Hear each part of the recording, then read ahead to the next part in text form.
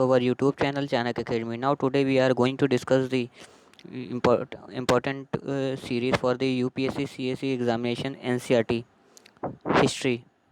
हम शुरू करेंगे क्लास 9 की हिस्ट्री से। Chapter 1 French revolution.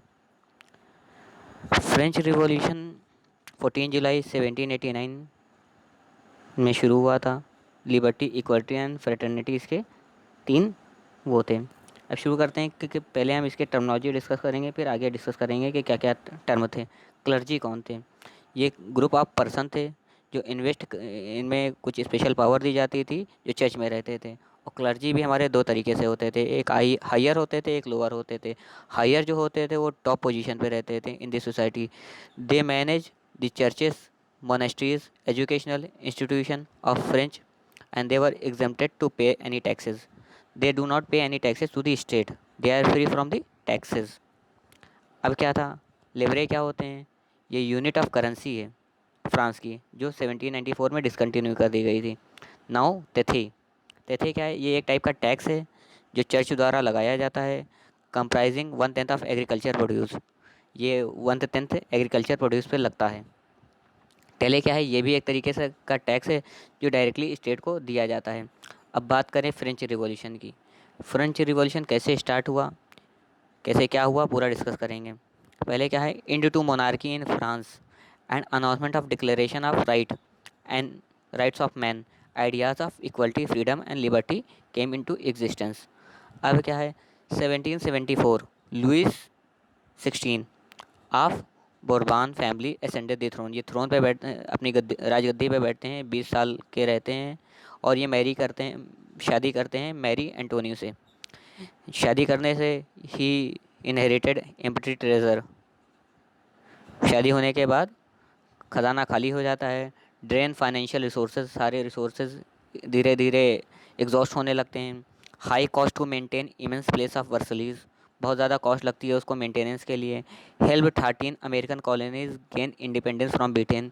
ये 13 अमेरिकन कॉलोनीज़ को आज़ाद कराने में ब्रिटेन लोगों से मदद करते हैं। वार एडेड डेप्थ, भाई वार हुआ करता है जिससे इनका उधार इतना बढ़ जाता है, 2 मिलियन लिवर्स हो जाता है। Lenders to government charge 10% interest. अब क्या होता है? ये उधार लेना है तो 10% इंटरेस्ट लगता है, एक्सेस ऑफ गवर्नमेंट इंक्रीज बढ़ जाता है। Peasants 90% population very less land. जो लैंड होता था फ्रांस में, जो लैंड होता था 90% जो लैंड होता था वो चर्च के पास होता था। और बाकी लैंड होल्डिंग जो मतलब majority section of the people जो थे वहाँ के लोकल थे, उनके पास 10% से कम ज़्यादा लैंड था। वेयर एज जो ज़्यादा बड़े थे, क्लर्जी हुए, फादर्स हुए, पोप्स हुए, इनके पास मैक्सिमम कंसंट्रेशन ऑफ लैंड्स होता था। Noble, church and rich owns more than 60% land. अब क्या है? Clergy and nobility enjoyed by birth, जो प्रिविलेज मिलते थे, ये इनको ना कोई टैक्स देना है ना कुछ करना है, they are exempted from taxes. अब क्या है इसमें? कैसे क्लास डिवाइड होते थे? फर्स्ट स्टेट होते थे, सेकंड स्टेट होते थे, थर्ड स्टेट होते थे। अब फर्स्ट स्टेट और सेकंड स्टेट क्या होते थे? ये दोनों नोबिलिटी में आ जाते हैं, क्लर्जी में आ जाते थे। तो ये इन लोगों को प्रिविलेज था कि भाई ये लोग कोई टैक्स नहीं पे करेंगे। और बाकी जो थर्ड क्लास के रहते थे, थर्ड स्टेट के रहते थे, इसमें आ जाते थे बिजनेसमैन आ जाते थे, मर्चेंट्स आ जाते थे, कोर्ट ऑफिशियल आ जाते थे, वर्कर आ जाते थे, पीजेंट्स आ जाते थे। और कंडीशन इनकी बहुत मिजरेबल थी और ये टैक्स के बर्डन में बहुत ज़्यादा दबे हुए थे। अब क्या था? ये देखिए पूरा डिस्कस किया। पीजन एंड आर्टिशियन आ जाते थे, स्मॉल लैंडलॉर्ड्स आ जाते थे, लेबर्स आ जाते थे। They are bore under the tax of state. अब क्या है? आगे डिस्कस करते हैं कैसे क्या हुआ। Only third state to pay taxes. जो थर्ड स्टेट वाले थे, बिजनेसमैन, यही सब टैक्स देते थे। Nobles feudal dues from peasants was obliged to work in his house and field. Nobles के घर में काम करना पड़ता था। चर्च इंटरेक्टेड थी। अब उनको भाई चर्च को टैक्स देना पड़ता था, 1/टैक्स और देयर एग्रीकल्चर प्रोड्यूस पे देना पड़ता था उनको। अब डायरेक्ट टैक्स जो था वो टेले था, जो डायरेक्ट उनको पेड करना पड़ता था चर्च को। 14 July 1789 king ordered troops to move into a city. Order किया किंग ने कि सिटी में ट्रूप्स को ले जाया जाए। People formed militia and broke in government building in search of arms and march till Bastille तक के गए। और Bastille was demolish and fragment sold in market as souvenir of destruction. फिर उन्होंने ये सब किया। फिर आगे क्या है, population to form 23 million in 1715 to 28 million. अब क्या हुआ कि 23 मिलियन से 28 मिलियन पॉपुलेशन बढ़ गई। अब पॉपुलेशन बढ़ने के बाद भाई डिमांड वो पेश कर नहीं पाए, production could not meet the demand. अब भाई लोग ज़्यादा बढ़ गए और डिमांड ज़्यादा हो गई लेकिन प्रोडक्शन उतना ही रहा, तो भाई स्कार्सिटी ऑफ रिसोर्सेज हो गए। Rich and group gap widened हो गया, जो पुअर हो अमीर हो गरीब के बीच में जो गैप था वो बहुत वाइडेंड हो गया, क्योंकि अमीर थे उनके पास रिसोर्सेज थे, उनके पास पैसा था, वो बाई कर सकते थे, वह गरीब उनके पास नहीं कोई पैसा था ना ही कुछ था। तो they are very miserable. People protested again price rise of bread. लोगों ने प्रोटेस्ट करना शुरू किया ब्रेड, और लीड टू सब्सिस्टेंट क्राइसिस हो गया। फूड राइट्स दंगे हुए, स्कार्सिटी ऑफ ग्रेन्स हुआ, हाइयर डेथ हुई, increase prices and weaker bodies. ये सब होने के बाद क्या हुआ, ग्रोइंग मिडिल क्लास। अब भाई एक नया क्लास इमर्ज होके आता है और न्यू वेव आती है। Peasant and worker lacked idea to bring social change. इनमें कोई मतलब ना ही कोई आइडिया होता है, ना ही रेशनलिटी होती है, ना ही ह्यूमनिज़्म होता है, ना स्पिरिट ऑफ इंक्वायरी होती है, तो भाई ये सोशल चेंज ला नहीं पाते हैं। 18th सेंचुरी में क्या होता है, सा इमरजेंस ऑफ सोशल ग्रुप, एक मिडिल क्लास इमर्ज होकर निकलता है। Expansion of trade professions, professional like lawyers administrator official were educated. अब ये सब एजुकेटेड क्लास आते हैं। अब इनका जो बिलीफ रहता है, no group should be privilege by birth.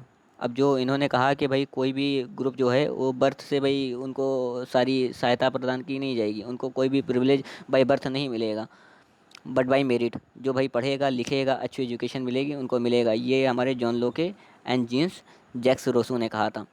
अब क्या है, लॉके लिखते हैं कि two treatises of government he he refuted divine and absolute right of monarch. अब रोसेल का क्या कहना होता है, social contract between people and representative. इन्होंने थ्योरी दी social contract between people and representative. अब बात करते हैं मॉन्टेस्क्यू। ये भी एक तरीके के वहाँ के, इन्होंने ये लिखते हैं, the spirit of laws division of power between judiciary executive and legislative.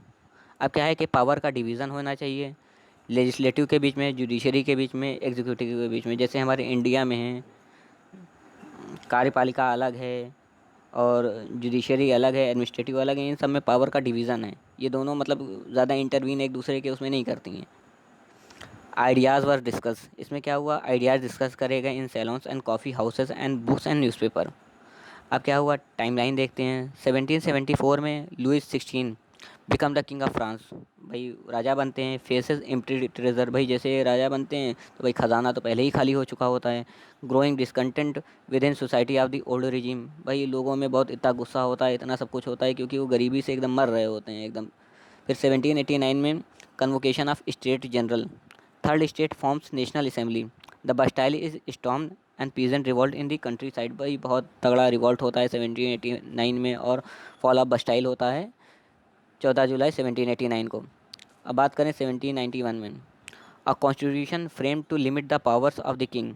संविधान यहाँ का वो किया जाता है जिससे किंग की पावर को थोड़ा रेगुलेट किया जाए, लिमिट किया जाए। And to guarantee basic right to all human beings, जिससे लोगों को राइट्स दिए जाएँ।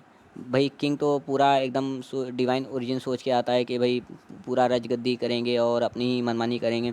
तो भाई लोगों का गुस्सा आने के बाद भाई उस संविधान फ्रेम किया जाता है, और राजा की पावर पे थोड़ा रोक लगाई जाती है, और सबको भाई बेसिक राइट दिए जाते हैं तो वो अपनी सर्वाइव कर सकें।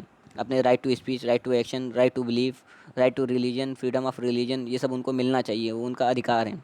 अब क्या होता है, 1792 1993 फ्रांस बिकम अ रिपब्लिक। भाई रिपब्लिकन हो जाता है, गणतंत्र हो जाता है। The king is beheaded, king को मार दिया जाता है। Overthrow of the Jacobin republic and directory rules France. भाई इनके पावर को ओवर थ्रो कर दिया जाता है। 1804 में Napoleon become emperor of France. भाई यहाँ का एक नेपोलियन एम्परर बनते हैं।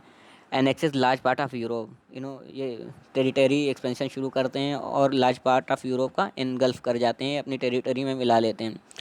फिर 1815 में क्या होता है, Napoleon defeated at Waterloo. Waterloo की लड़ाई में नेपोलियन हार जाते हैं, जिससे क्या होता है, आउटब्रेक शुरू होता है रिवॉल्यूशन का, फ्रेंच रिवॉल्यूशन शुरू होता है। अब क्या होता है, ओल्ड रिजीम जो होती है, taxes impose to be decided by meeting of state, general and representative from 3 state. अब क्या होता है, monarch could decide when the meeting was called. Monarch को भाई डिसाइड करना होता है कब मीटिंग होती है, लास्ट इन 1614। नेक्स्ट ऑन 5 में 1789 फॉर न्यू टैक्स प्रपोजल, भाई टैक्स लगाने के लिए मीटिंग लगाई जाती है, ये होता है वो होता है।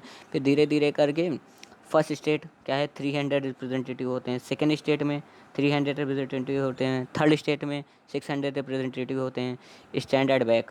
अब क्या होता है, who were denied entry to assembly, अब भाई किसको असेंबली में जाने की इजाज़त नहीं मिलती है, पीजेंट्स होते हैं, आर्टिजन्स होते हैं, वुमेंस होते हैं, demands were listed in this letter. अब भाई थर्ड स्टेट वालों को हमेशा भाई प्रॉब्लम झेलनी पड़ी। अब क्या होता है, till now one vote for one state, अब क्या है एक वोट हर एक स्टेट से मिलेगा। Now demand what one vote for one member as under social contract, social contract जो रॉस्पियर ने दी थी, one vote for one member, एक मेंबर ही एक वोट कास्ट करेगा। Rejected by kings and members of third state walked out in protest, भाई protest करने लगे। अब क्या है, on 20 June they gather in grand of Versailles, ये भाई एक जगह जमा होते हैं to declare national assembly, national assembly का डिक्लेयर करते हैं और कॉन्स्टिट्यूशन को ड्राफ्ट करते हैं। To limit the power of monarch, monarch की पावर को थोड़ा कंट्रोल किया जाए। और led by Mirabeau, born in noble family, ये भी नोबल फैमिली में बोर्न होते हैं, but was convinced with need to away with the feudal privilege, feudal privilege से दूर होते हैं। एवेसास लिखते हैं originally a priest road pamphlet what is third state, third state के बारे में लिखते हैं।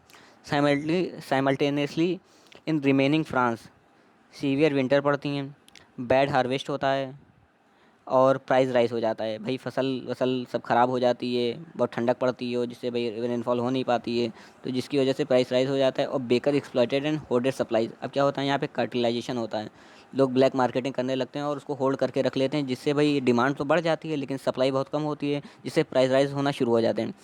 अब क्या होता है, 14 जुलाई को बस्टाइल वाज डिस्ट्रॉय हो जाता है, 14 जुलाई 1989 बस्टाइल वाज डिस्ट्रॉयड। अब रूमर्स क्या रहती है, अफवाह रहती है कि rumours that lords of manor had hired brigands to destroy ripe crop, rumours रहती है कि भाई इन्होंने मैनोर को बाई किया है जिससे भाई जितनी भी फसलें हैं इनको डिस्ट्रॉय किया जाए और पीजन की जो प्रॉपर्टी है उनको सीज कर दिया जाए। 4 August 1789 assembly abolish feudal system, feudal system का एबोलिशन हो जाता है। Of obligation and taxes, no privilege to clergy, अब क्लर्जी को कोई भी प्लीवरेज नहीं दिया जाएगा। दे और तिथि, तिथि मतलब जो एक टैक्स टाइप का था उसको एबॉलिश किया जाता है। And land own by church was confiscated, जो लैंड जो चर्च के पास रहता है उससे ले लिया जाता है। फिर क्या होता है, संविधान मोनार्की आ जाती है, कॉन्स्टिट्यूशनल मोनार्की आ जाती है, राजा की पावर को लिमिट किया जाता है। Power to make laws by national assembly, अब क्या है एक पावर्स बनाई जाती हैं, पावर्स के थ्रू भाई एक नेशनल असेंबली में भाई लॉ पास कराया जाता है जिससे भाई उसकी पावर को रोक सकें राजा की पावर के। अब क्या है, कौन वोट कर सकता था, who could vote, only men, जो 25 साल से ज़्यादा के थे, who paid taxes equal to at least 3 days of labours wage were given the status of active citizen, this is why entitle to vote. अभी भी यहाँ पे सबको मतलब अधिकार नहीं था कि वोट कर पाएँ, only those who are more than the 25 year age and who paid the taxes they are entitle to vote only. Now to qualify as an elector and then as a member of the assembly a man had to belong to the highest bracket of taxpayers, मतलब जो ज़्यादा taxes देता होगा उसको भाई national assembly का member बनाया जाएगा, इलेक्टोरल बनाया जाएगा। फिर उससे क्या हुआ, the revolutionary journalist Jean Paul Marat commercially in इस पेपर लिखते हैं ये, अमीदू पीपुल मतलब friends of people explain how wealth influence laws, मतलब कैसे मतलब पैसा जो लॉ को होता है इन फेवर में बनाया जाता है, पैसा कैसे अट्रैक्ट कर जाता है लॉज के इन्फ्लुएंस में। मतलब कोई भी लॉ बनना है, अगर जो अमीर आदमी है उसकी उसके अगर जो जैसे चाहेगा वैसे वो लॉ बनेगा उन्हीं के फेवर में।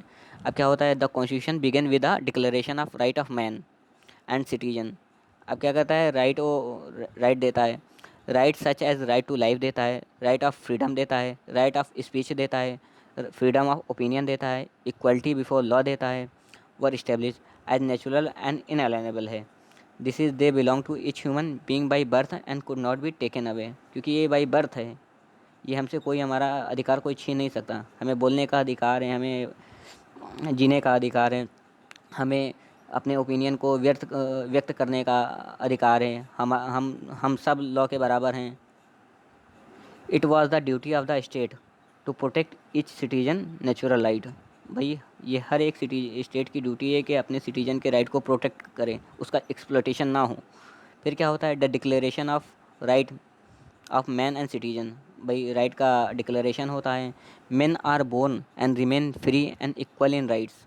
भाई जो पैदा हुए हैं, आदमी पैदा हुए हैं, दे आर फ्री एंड सबका बराबर का अधिकार है। The aim of every political association is preservation of the natural and ineligible. भाई हर एक पॉलिटिकल एसोसिएशन का ये है कि भाई हर एक नेचुरल राइट को प्रोटेक्ट किया जाए, liberty, property as well as security and resistant to operation.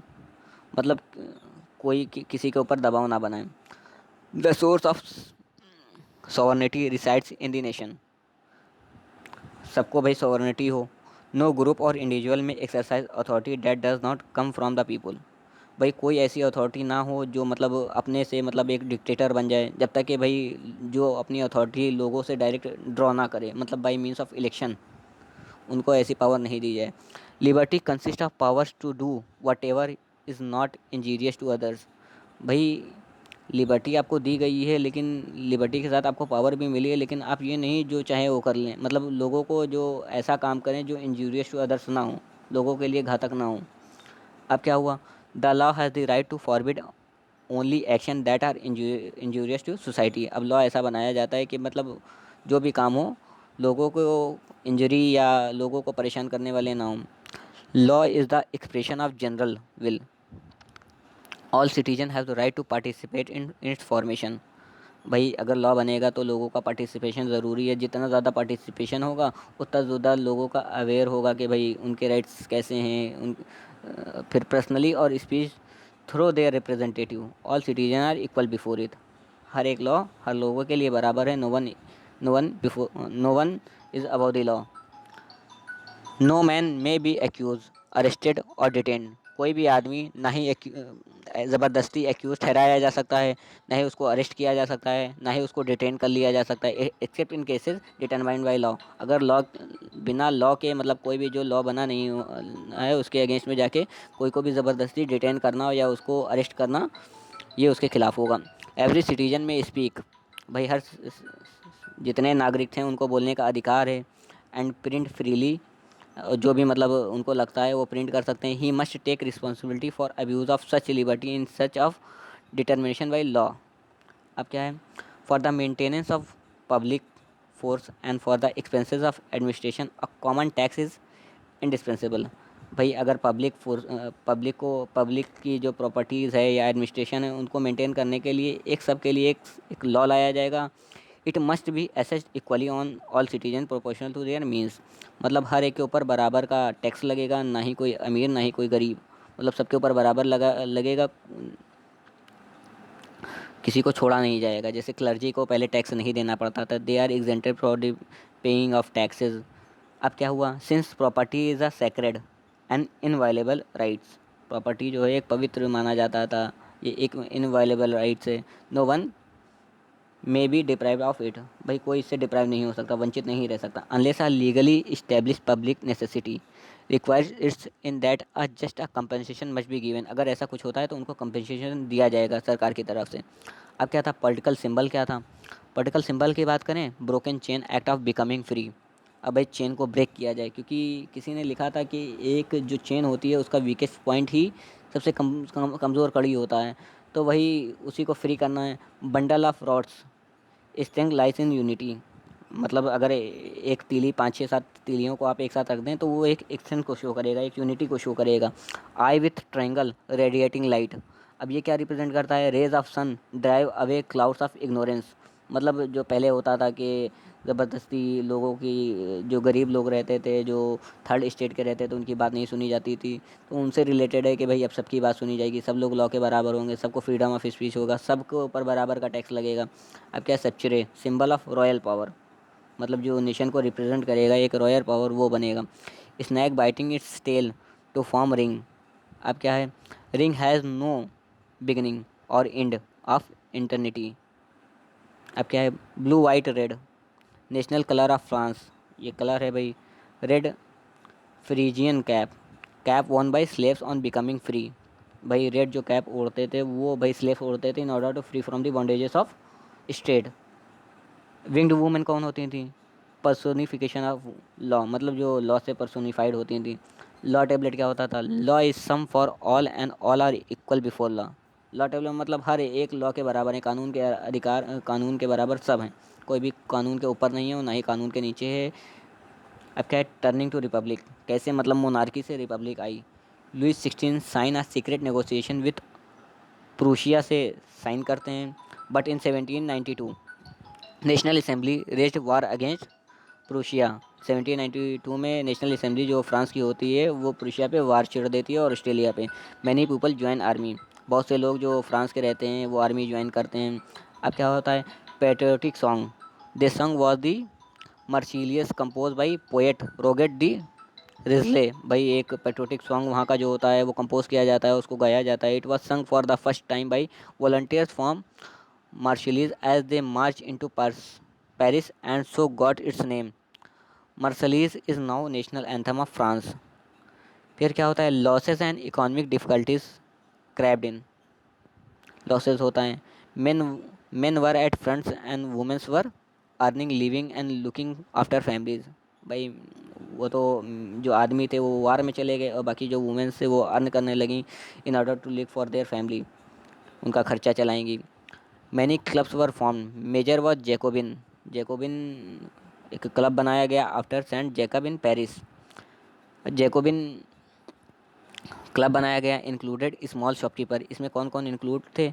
इसमें स्मॉल शॉपकीपर थे, आर्टिजन्स थे, शू मेकर्स थे, पास्ट्री कुक्स थे, वॉच मेकर्स थे, प्रिंटर्स थे, एज वेल एज सर्वेंट्स थे। And daily wage worker with leader Maximilian Robes थे। देवर दे वोर लॉन्ग स्ट्रिप ट्राउज़र, ट्राउज़र पहनते थे long, was different from knee breeches of fashionable section. They were called as sans culottes, literally meaning that those without knee breeches along with the red cap, liberty का एक symbol को दिखाते थे। Jacobin along with Parisians storm palace of Tuileries and held king as a hostage for many hours. अब क्या होता है, later the assembly voted to imprison the royal family. अब क्या होता है कि जो असेंबली होती है, नेशनल असेंबली जो फ्रांस की होती है, वो भाई वोट करती है और रॉयल फैमिली के मेंबर पूरी फैमिली को एक डिटेन कर लेती है, एक जगह उनको बंद कर देती है। इलेक्शन वर हेल्ड, इलेक्शन होते हैं। From now on all man of 21 and above, जो भी 21 साल के हो गए हैं एंड दो are 21 at the age of 21 despite of wealth, मतलब चाहे वो कितने अमीर हों चाहे वो कितने गरीब हों, they have right to vote. सबको अब यहाँ पे सबको राइट मिला, वोट का अधिकार मिला। The newly elected assembly was called the convention on 21 सितंबर 1792।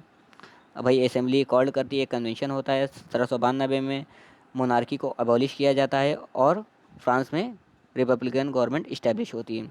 अब क्या होता है, लुइस 16 वह सेंटेंस टू डेथ, भाई लुइस 16 को भाई फांसी की सज़ा सुनाई जाती है और ऑन चार्ज ऑफ ट्रीजन, मतलब पूरा खाली कर देते हैं 1793 में, और इनको पब्लिकली इनको एग्जीक्यूट किया जाता है, इनको फांसी की सज़ा पब्लिक में दी जाती है।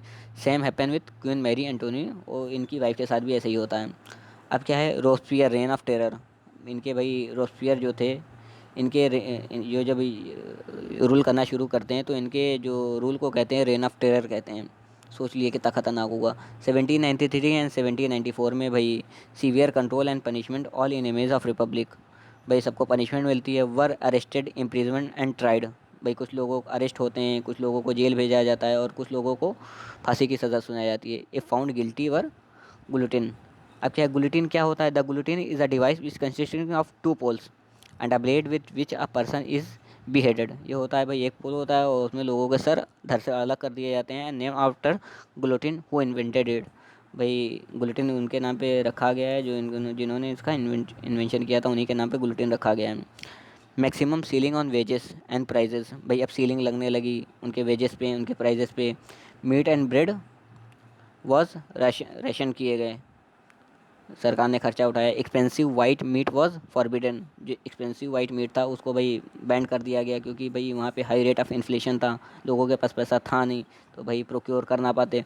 All citizen were required to eat the pain equality bread and a loaf made by whole wheat. फिर क्या हुआ, rather than traditional monsieur sir and madam, all French man and women are citizen and मतलब citizen है सब।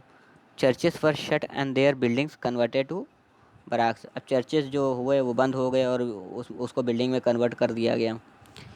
Even his अब यहाँ पे क्या होता है, चर्चेस अपनी इंपॉर्टेंस धीरे धीरे खो जाते हैं, मतलब उनकी इंपॉर्टेंस ख़त्म हो जाती है धीरे धीरे, और वो बिल्डिंग में नॉर्मल बिल्डिंग्स में तब्दील हो जाते हैं। अब क्या होता है, even he supporter demanded moderation. जो सपोर्टर होते हैं वो मॉडरेशन की डिमांड करते हैं। He was sent to court in 1794 and guillotine. इनका भी जो मतलब जो सपोर्टर होते हैं जो डिमांड करते हैं मॉडरेशन की, उनका भी सर बिहेडेड कर दिया जाता है डायरेक्टली। अब क्या है, directory rules France after Jacobin government fell, wealthier middle class seized power. Jacobin government जैसे गिर जाती है, ख़त्म हो जाती है, वेल्दियर जो मिडिल आदमी होते हैं उनकी पावर को सीज कर दिया जाता है। नया संविधान लाया जाता है। अब इसमें फिर आ जाता है denied vote to non property sanction. अब क्या है, provided to elected legislative council and appointed directly executive of 5 members. दो इलेक्टेड लेजिस्लेटिव काउंसिल बनती हैं जिसमें 5 मेंबर्स होते हैं। To safeguard concentration of power, भाई ये प्रोटेक्ट करते हैं कि किसी के एक के पास सारी पावर ना रहे in one hand, as under Jacobin. जैसे जेकोबिन के टाइम पता है एक ही लोगों को पावर, सारी पावर एक ही लोग इंजॉय करते थे। अब इसमें डिसेंट्रलाइजेशन शुरू हो गया। Instead of centralisation there was the decentralisation. Instead of one king there there were many subordinate ministers, those who look for the state and look for their people। But director clashes, जो director थे उनमें भी clash शुरू हो गया with legislative who dismiss them. उन्होंने dismiss कर दिया। Led to military dictator. अब फिर क्या हुआ, फिर मिलिट्री डिक्टेटरशिप आ गई, नेपोलियन बोनापार्ट। अब वुमेन वुमेन की एंट्री कैसे होती है देखते हैं। Most women had no access to education और जॉब ट्रेनिंग। बहुत सी महिलाओं को भाई एजुकेशन नहीं मिली और ना ही जॉब की ट्रेनिंग मिली। Only wealthier class could study in convent and later marriage could be arrange. अब क्या होता था, खाली जो महिलाएं थी, जो भी बड़े लोग थे, वही खाली कॉन्वेंट स्कूल में पढ़ सकते थे, बाकी नहीं, बाकी सब वंचित थे। Wages of women were lower than main. यहाँ पे भी भाई देख लिए कितनी डिस्पैरिटीज मिली कि वुमेन्स की जो वेजेस थी, although they work equal hours, even womens were paid too low salary then the man. ये होता women women started political club to raise voice with 60 clubs in various cities. अब क्या हुआ है, वुमेन्स जो थी भाई वहाँ की वुमेन्स, उन्होंने क्या किया, ऑर्गेनाइजेशन या पॉलिटिकल क्लब शुरू किया जिससे वो अपनी राइट्स को रेस कर सकें इन वेरियस सिटीज़ में। मोस्ट फेमस क्लब इनका जो मोस्ट फेमस क्लब का नाम था society of revolutionary and Republican women. देख लिए कितनी सशक्तिकरण महिलाएं थी जिन्होंने अपने राइट के लिए लड़ा। अब फिर क्या क्या होता है, disappointed that constitution of 1791 reduce them to passive resistance. अब क्या हुआ, उनको बहुत डिसअपॉइंटमेंट होता है और रिड्यूस टू पैसिव रेजिस्टेंस में आ जाते हैं। वो फिर पैसिव एक्टिव एक्टिव से वो फिर पैसिव आ जाते हैं।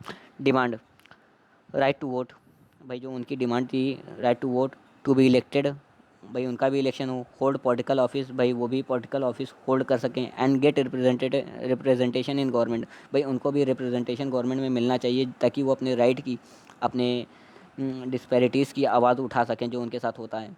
अब क्या हुआ, during the reign of terror, मतलब reign of terror the new government issued laws, भाई इनके टाइम पे नया लॉ आता है।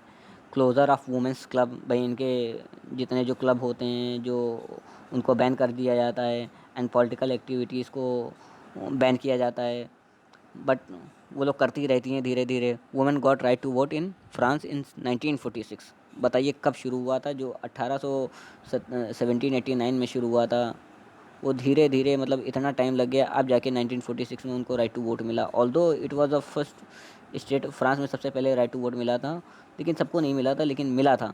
अगर क्वेश्चन आता है, Olympe de Gouges politically active women in revolutionary France.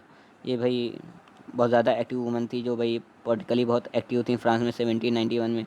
लिखती हैं, ये लिखती हैं declaration of right of women and citizen. इस पर लिखती हैं, she oppose Jacobin government, Jacobin government का भाई विरोध करती हैं, forceful closure of women clubs and was executed. भाई इनका जब क्लब लब बंद हो जाता है, जब ये प्रोटेस्ट करती हैं गवर्नमेंट के अगेंस्ट में कि एक ही पावर एक ही लोगों के हाथ में इस्टेब्लिश कर दी जाए, तो इससे भाई डिक्टेटरशिप हो जाएगी, जिससे इसके बाद इनको एग्जीक्यूट कर दिया जाता है, फांसी की सज़ा सुनाई जाती है। एबोलिशन ऑफ स्लेवरी, अब स्लेवरी को कैसे बैन किया। Effort of social reform of Jacobin in French colonies in Caribbean, अब क्या हुआ, Martinique, Guadeloupe and San Domingo, supplier of tobacco, indigo and sugar and coffee. अब क्या होता है, triangular slave trade between Europe, but triangular जो slave trade होता था ये किसके बीच में होता था, यूरोप, अफ्रीका एंड अमेरिका। फिर क्या हुआ, the slave trade began in the 17th century, it was began in 17th century. French merchants sailed from the parts of Borescu of mountain to Africa and caste where they were slave or local। अब क्या होता था, slave बेची जाने लगी, Africa से ये slave लेके आने लगे इन ऑर्डर टू ट्रेड के लिए। chieftains paid on 3 months voyage and were sold to plantation owner। फिर क्या हुआ, कन्वेंशन इन 1794 में ये कन्वेंशन होता है, legislated to free all slave, इसमें ये कन्वेंशन होता है 1794 में कि जितनी भी स्लेव हैं उनको छोड़ दिया जाए और फ्रेंच ओवरसीज पोजीशन उनको छोड़ दिया जाता। However it was reintroduce 10 years later by Napoleon, इसको फिर इंट्रोड्यूस किया, पता नहीं क्या करना चाहते हैं ये, फिर इंट्रोड्यूस करते हैं स्लेवरी को। फाइनली इट वाज एबॉलिश इन 1848 में इसको एबॉलिश किया जाता है। Revolution and everyday life, abolition of censorship, इसको बैंड होता है। Freedom of speech and expression right दिया जाता है। फ्रीडम ऑफ प्रेस का राइट होता है। कंक्लूजन में ये लिखा गया है 1804 में नेपोलियन क्रोन्ड हिमसेल्फ, नेपोलियन अपने आप का भाई वो कराता है, अभिषेक, राज अभिषेक कराता है of France and become modernisation of Europe, अब भाई यूरोप को मॉडर्न तरीके से ले जाता है, डेवलप करता है। He introduce many laws such as protection of private property, अब भाई सेवरल लॉ लाता है जिससे भाई लोगों के प्रॉपर्टी को बचाया जा सके। And a uniform system weight and measures, भाई uniform weight and system measures लाता है, provide by decimal system. Initially it was scene